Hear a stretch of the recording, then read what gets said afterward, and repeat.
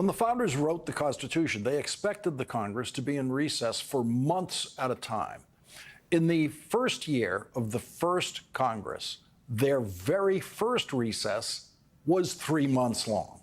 That was a typical recess. Reconvening Congress was difficult in those days, as the founders knew it would be. Traveling from Georgia to the first Capitol in New York City could take weeks, depending on how a representative or senator tried to cover that mileage. And so the Constitution included a provision for presidential appointments during a congressional recess so that a new cabinet member who might have to take over from a dead cabinet member could quickly get to work. Alexander Hamilton made it very clear that recess appointments were supposed to be rare and only supposed to be used in an emergency, and that the Senate confirmation process was absolutely crucial to prevent the president from choosing people who would simply become, in Hamilton's words, the obsequious instruments of his pleasure. Yesterday, Donald Trump said he wants to bypass the Senate confirmation process by using recess appointments, which would require the United States Senate to immediately go into recess after Donald Trump is inaugurated for at least 10 days, so that Donald Trump could skip the confirmation process for as many of his nominees as he might choose. Still with us, Norm Ornstein. Norm, what do you make of Donald Trump's plan? It's outrageous, but even more outrageous, Lawrence, is not just Rick Scott, but the other two nominees for Republican leader in the Senate hinted that they would go along, at least to some degree, with that as well. It is the core power of the Senate, and it's just mind-boggling to imagine that they would do this. Now, we know that, we've seen recess appointments in the past. We've even seen them for judges, and at least one instance for a period of time for a Supreme Court justice. But they were, as you say, rare and done usually with the agreement of both parties, or at least without a huge ruckus. The Supreme Court in 2014, when President Obama, dealing with Republicans in the Senate who were filibustering his nominees for the National Labor Relations Board, anti-union Republicans, Harry Reid, the leader, as I'm sure you remember, tried to use a brief recess where they had a pro forma session, and the court basically narrowed that focus some. I worry now that this Supreme Court will basically let Trump get away with this for a slew of nominees. And it is one of the most outrageous abrogations of power and irresponsible sets of actions, if it does happen, that I could imagine.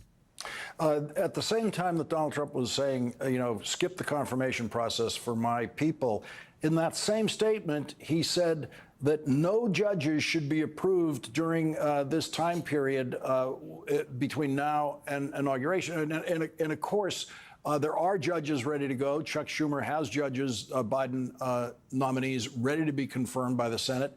And we all know what happened at the end of the Trump presidency after the election, when Donald Trump got a Supreme Court justice confirmed at that time. And now Donald Trump is saying absolutely no one should be confirmed. And it's just another one of those proofs that Donald Trump can say anything, and his side of our politics doesn't hold him to account for anything he's ever said before that contradicts it. One of the other judges confirmed in that lame duck session before Trump left was Aileen Cannon, the same one who basically blew up what should have been a slam dunk prosecution in Florida for mishandling the most highly classified documents that we have.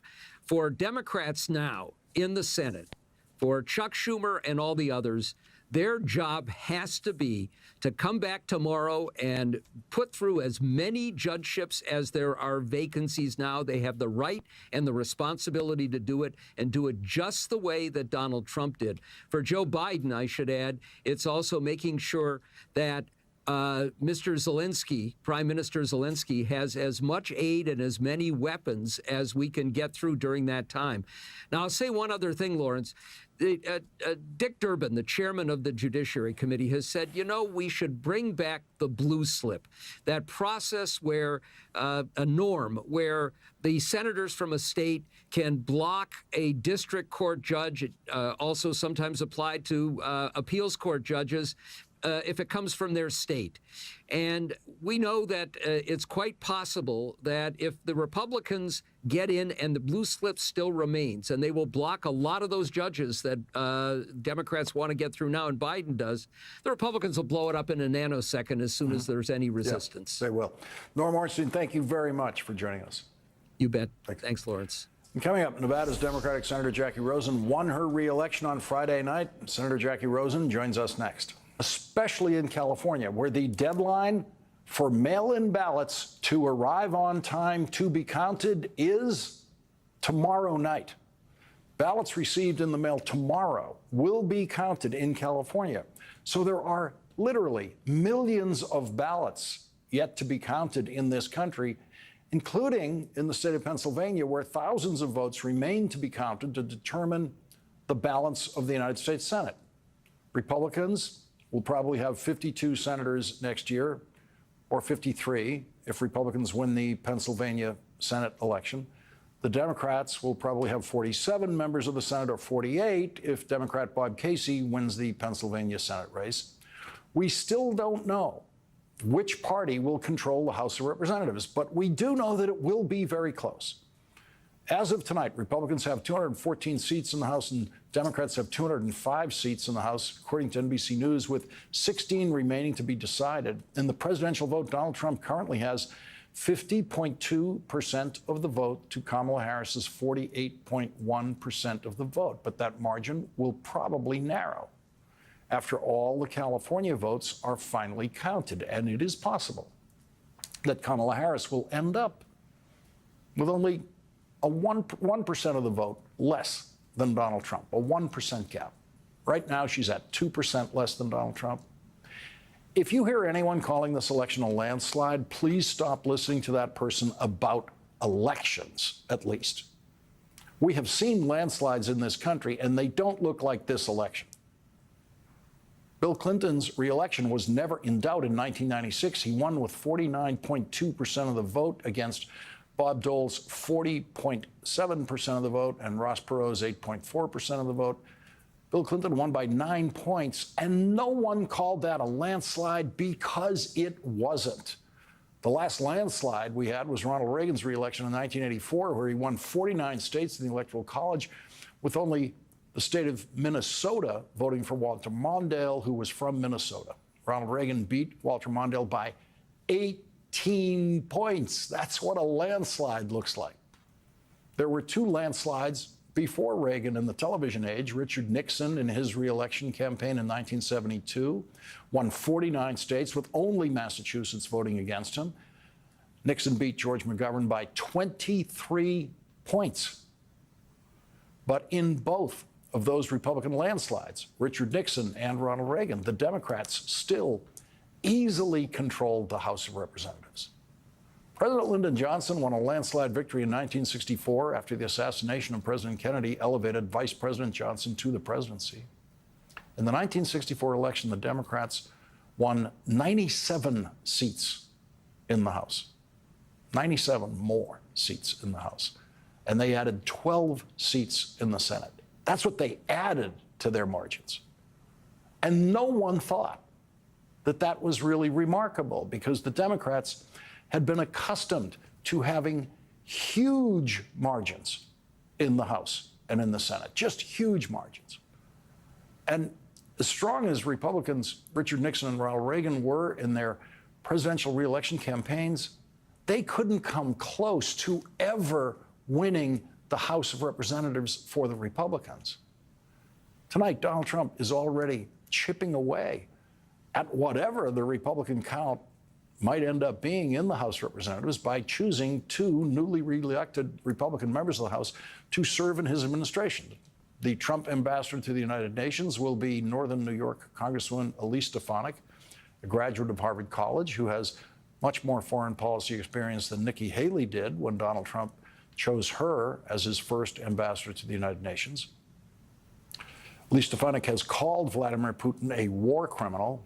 She did oppose funding for Ukraine on the basis that the Biden administration had not done enough to secure the southern border, not on the actual situation Ukraine is facing. Elise Stefanik has said that Ukraine has a right to defend itself against Russian aggression. In other words, Elise Stefanik is not Marjorie Taylor Greene.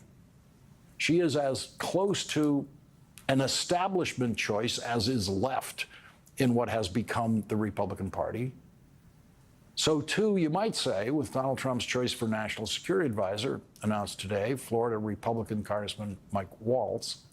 He's a graduate of the Virginia Military Institute. He's a former Green Beret who has served in the Armed Services Committee, Foreign Affairs Committee, and Intelligence Committee.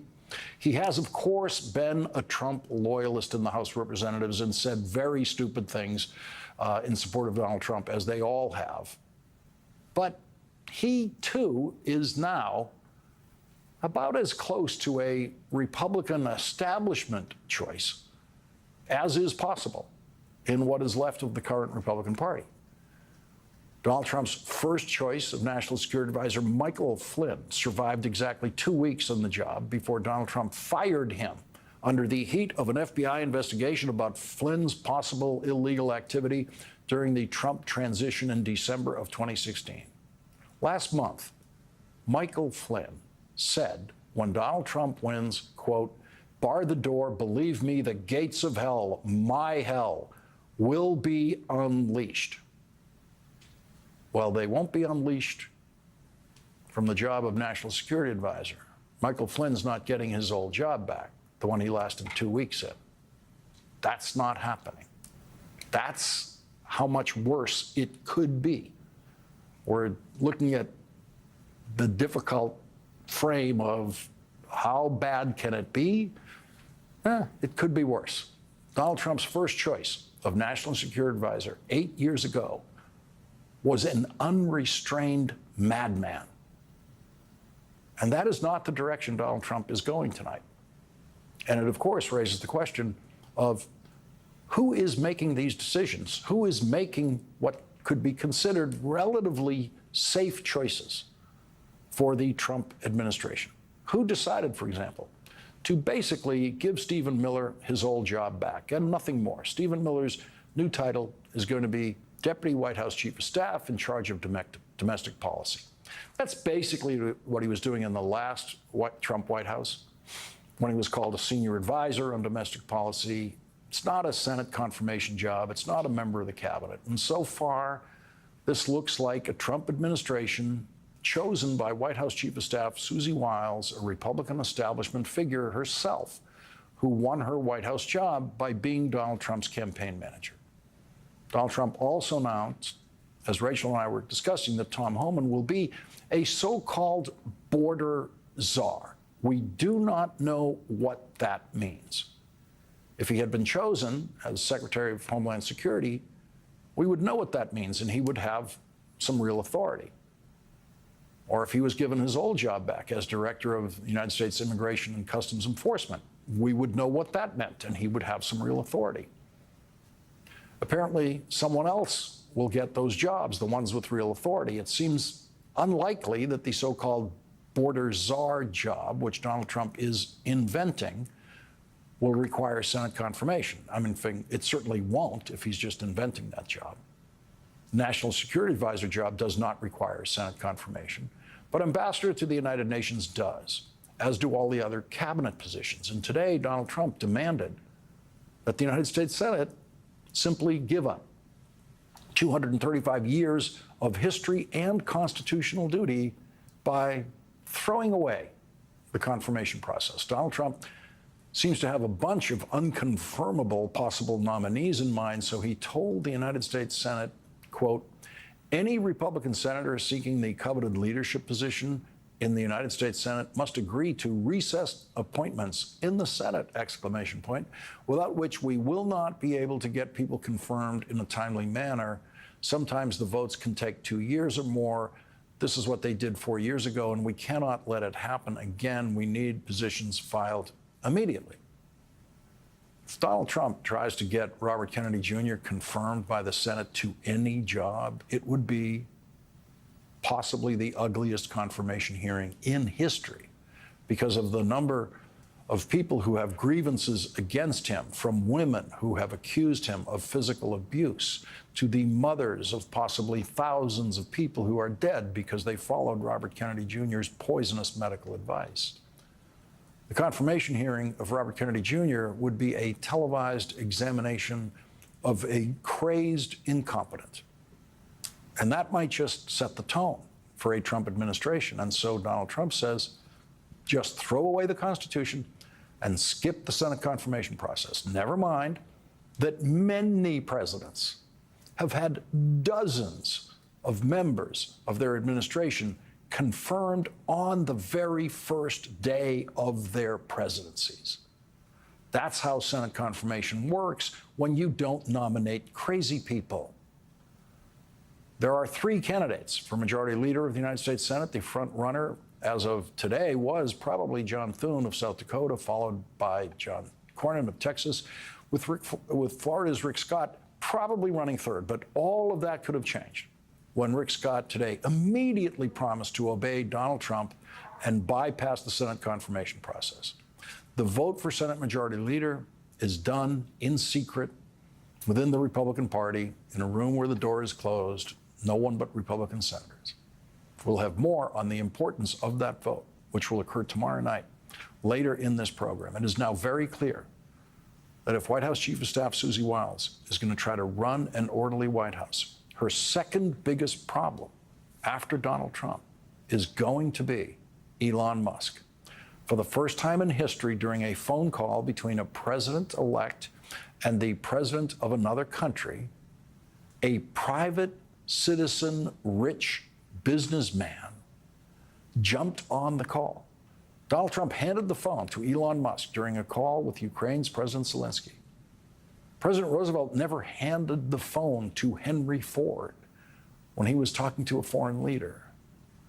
Why couldn't Donald Trump get through that phone call on his own?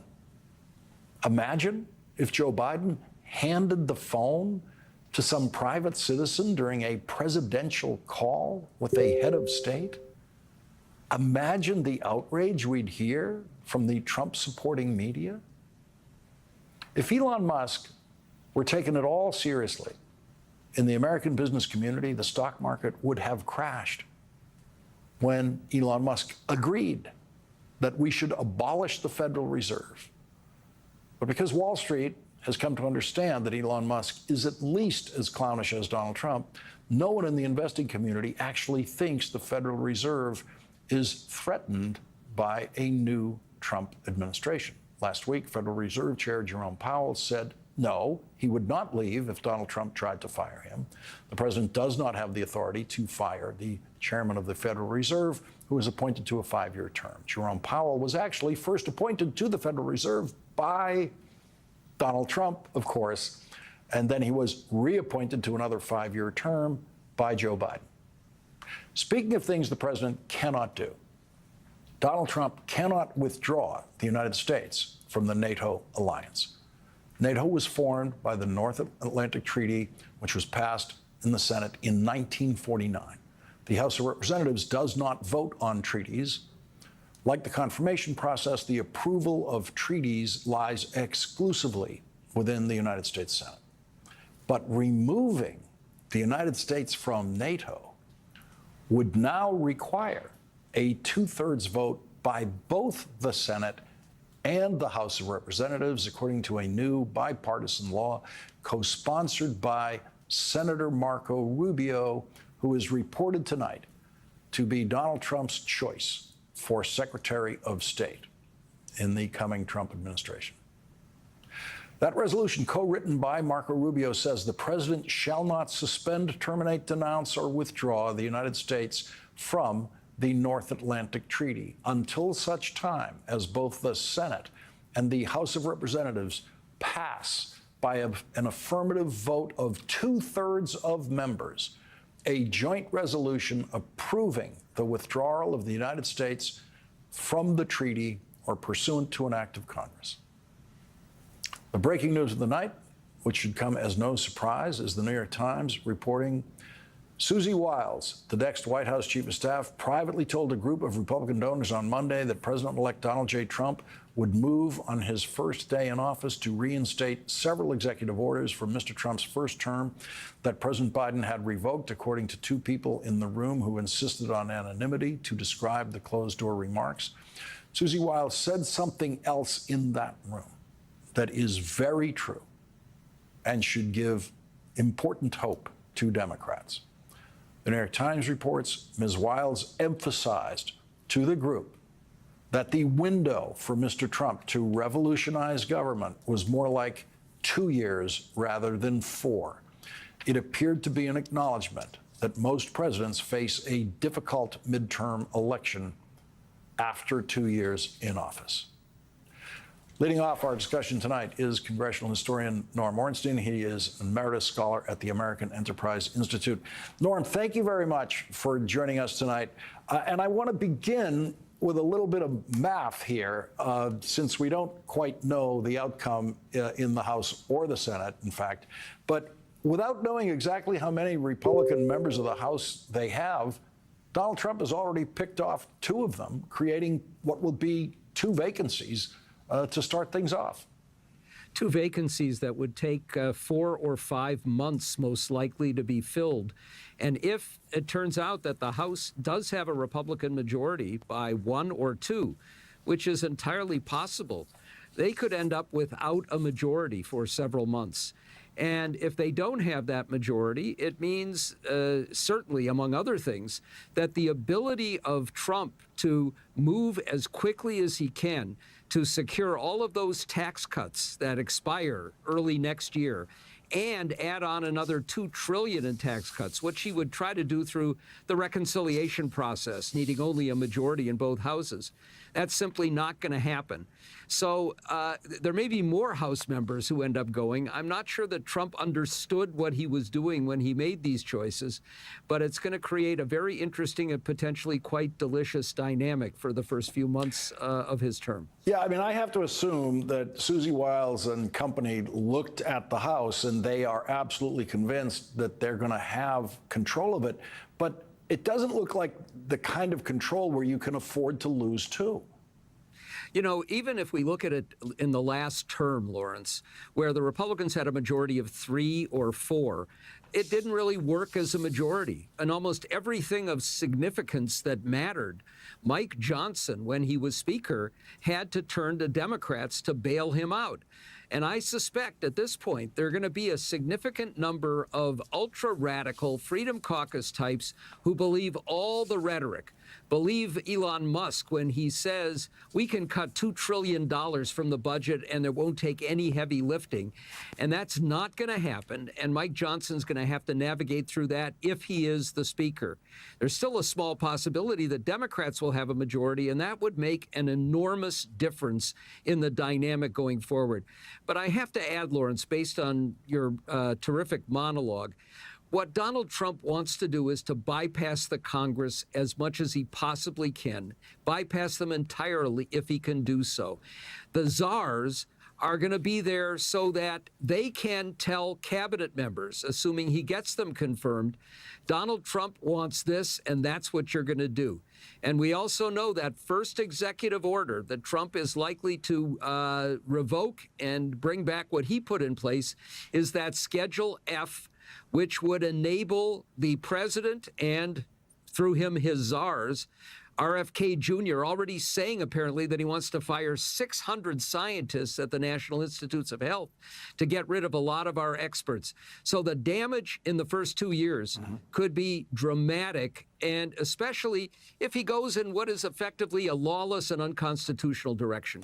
Norm, I wanted to go to this point that Susie Wiles made to those Republican contributors, that think of it as a 2-year presidency. And I first heard this, I'll never forget it. It was the first time I ever heard a conversation with a presidential candidate. It was actually, I worked for Senator Moynihan, and he was talking to someone who was going to run for president, and he said to him, well, you know, it's 18 months. it's the first 18 months, because after your first 18 months, you can't get anything done because everyone's running for re-election in the Congress and every vote becomes too risky.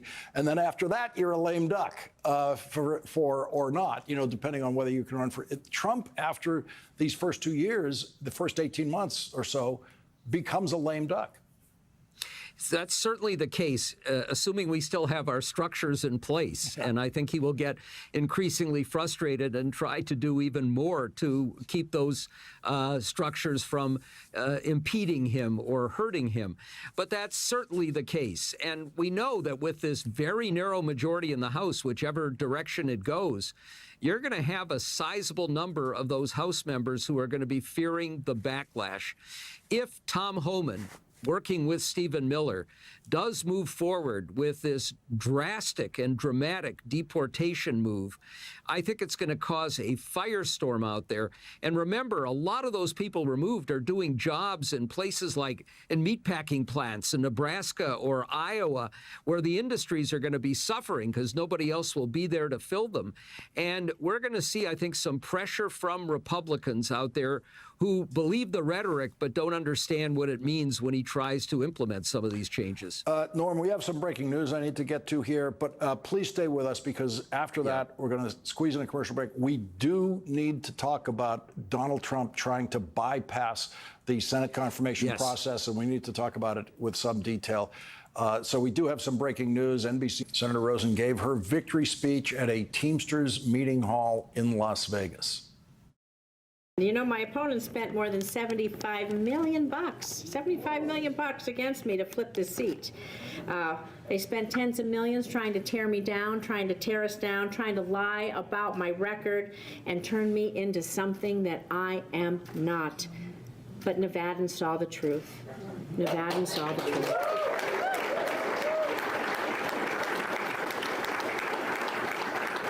I am proud to be one of the most bipartisan, independent, and effective senators serving today.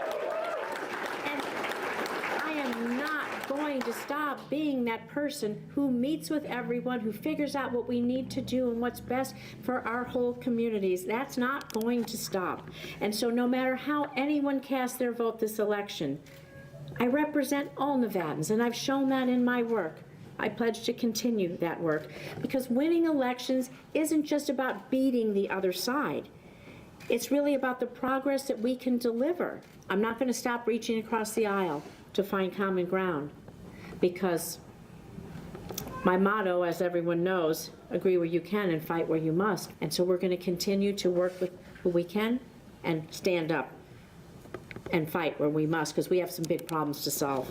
Climate change, immigration reform, gun violence, combating hate. We're going to have some challenges there. Combating hate of all kinds. Joining our discussion now is Senator Jackie Rosen, Democrat of Nevada. Senator, thank you very much for joining us tonight.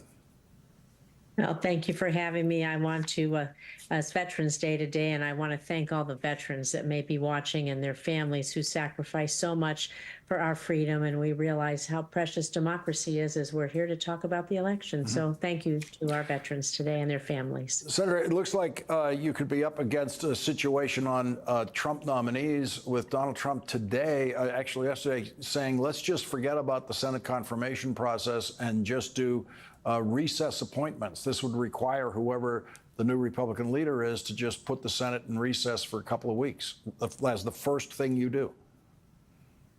Well, I hope that it doesn't come to that, because I think it's important that the nominees go through regular order. We did that with our nominees, and we hope that they'll do the same, that they have a hearing, that we get to talk with them about how they'll act if they're lucky enough to be confirmed, and be able to question them. That is the Senate's role, in particular, as we confirm those nominees, is to go through regular order, go through the committee, go through the voting process, and I hope that we wouldn't circumvent that. Senator, I think there's a lot of people who are afraid out there tonight about things that could change affecting their lives, particularly on reproductive freedom, whether there could be a national abortion ban if Republicans control the House, the Senate, and the White House. What could you do to assure people that this will not be, that the rights they have will not be taken away by this new Congress? Well, I can tell you that we will use every tool in the toolbox that we have to protect women's reproductive freedoms, to keep our families safe, to protect our civil rights. And I will tell you in particular, when it comes to women, we look at these laws around the country where 1/3 of American women don't have access to care, and they literally are dying. Preventable deaths in hospital emergency rooms and in hospital beds as we speak. And so we have to try to find every single way that we can to push back on this. And when we go back to Washington tomorrow, these will be some of the things that we speak about together. What are the tools that we have within the Senate, within the House and Congress, the legal tools within our states, and how do we move forward? Because we can't allow any more women dying. Senator, you know that the first question your colleagues, your Democratic colleagues, are going to have for you back in the Senate is, how did you do it? And was there one particular thing that you did differently from other Democrats trying to win re-election who couldn't quite do it? Well, I can tell you that all of my colleagues, they all ran tremendous races, and everybody worked so very hard. Here, the race for me in Nevada was about me versus Sam Brown. Sam Brown was a failed politician who moved here to Nevada just a few years ago to run for United States Senate, lost in the primary last cycle. And so I think that people in Nevada knew me, knew of my record delivering for Nevada, being one of the most bipartisan, effective, and independent senators. Nevada's been my home for about 50 years. And how we talked about what we wanted for Nevada, that was really important, and I think that's what put me over the edge. Senator Jackie Rosen, thank you very much for joining us tonight. Thank you so much for having me. Thank you. Coming up, we know one thing Donald Trump will do on day one, and that is take credit for the economy Joe Biden has built and is handing to him. The economy is probably going to be very good next year, and we can count on most of the news media to forget why. Donald Trump is going to inherit the best economy in the world, thanks to Joe Biden. Starting in January, Donald Trump will begin calling the American economy the best economy in the world after lying about it for the last 4 years. Donald Trump will no doubt claim that everything is better in the economy next year simply because he was elected president. The American news media will face a challenge that it is likely to mostly fail, which is remembering how much Joe Biden did to build this economy. Conservative economist Oren Cass writes in the New York Times, real investment in factories has more than doubled since President Biden took office. For the electronics industry, it has nearly quadrupled since the beginning of 2022. By comparison, Mr. Trump's Council of Economic Advisors tried to show that his 2017 tax cut spurred investment, but instead found an effect of zero. Joining our discussion now is Jeffrey Sonnenfeld, Senior Associate Dean at the Yale School of Management and a CNBC contributor. Jeff, just looking at the numbers, there's so much that Joe Biden built into this economy that I cannot retain it all at once. Whenever I read your article today, I read other pieces, it reminds me of pieces I've forgotten. And that's what the politics of this is going to be next year, is going to be the challenge of reminding people how we got here. Can you imagine being Joe Biden? You and I have very strong feelings about the success of this president's administration. Some people have some differences, but this has been one unlucky guy. I stuffed envelopes for him in 1972 for when he lost his wife and daughter and got elected to the Senate. And then, of course, losing his treasured son and losing, going on the debate stage, getting COVID, which finally was diagnosed, like I said he had, and they didn't want to admit it, into the debate. And now we have this, where he's built such an incredible machine that's going to be inherited by somebody else. What is Trump? Lowest, I was looking at today, I hadn't looked at this before. Lowest unemployment number of any president running for re-election. And as far back as we can remember. We haven't had unemployment this low since Bonanza was the #1 show on TV, and at least you and I remember that show. It's 1968. We haven't had unemployment this low. It was a little bit above that when Trump was president, but it's better now. Trump says he ruined the economy. Trump's best year, 2019, before COVID hit, the unemployment was a little higher than it is now. Biden's is much better, and inflation was about where it is now. So he said, these are the finest times ever. Well, we've returned then to those finest times. But what was the hand that Biden was dealt by Trump was an economy that ground to a halt, the worst post-war recession ever that we had since the end of the Second World War, and of course prices were low. You couldn't give oil away; it was negatively priced, and so we had. And I think the Federal Reserve tried to do what they could. They get too much credit for it. It was working through supply chain issues from the mishandled COVID crisis from Trump. So you don't have 140 ships now out in the Los Angeles harbor anymore, waiting weeks and weeks to get in. And we had to work through the supply chain issues. And but it's remarkable. We have anything good that Trump had before COVID. Biden has more than beaten that now. But he also has cut the deficit. He's cut it by a third. It tripled. Actually, cut it by 2/3. It tripled. Under Trump, which is amazing. And these tax cuts he's talking about for the wealthy are only going to hike it up more. But what you opened with is the big thing, and that's what we heard President Biden talk about yesterday. It was just painful to hear, wistfully, saying, I've got, over $1 trillion of infrastructure investment that's going to lead to 15 million more jobs. By the way, Biden has already created 16 million jobs. Trump lost 500,000 jobs when he took over, and he lost 500,000 auto jobs, rather. It was disastrous. And so what we see is a lot's going to roll out. Unfortunately, Treasury was slow in clearing a lot of projects. So the timeline is going to unfold. And the CHIPS Act, a lot of jobs will come out of that. And, There'll be a lot of ribbon cuttings, and Donald Trump will probably start at 10. Oh, it'll be 50,000 jobs. We're going to just have with to CHIPS leave Act. it there for tonight, but we have to police this issue going into the next year. Absolutely. Jeff Sonnenfeld, thank you very much for joining us tonight. We will be right back.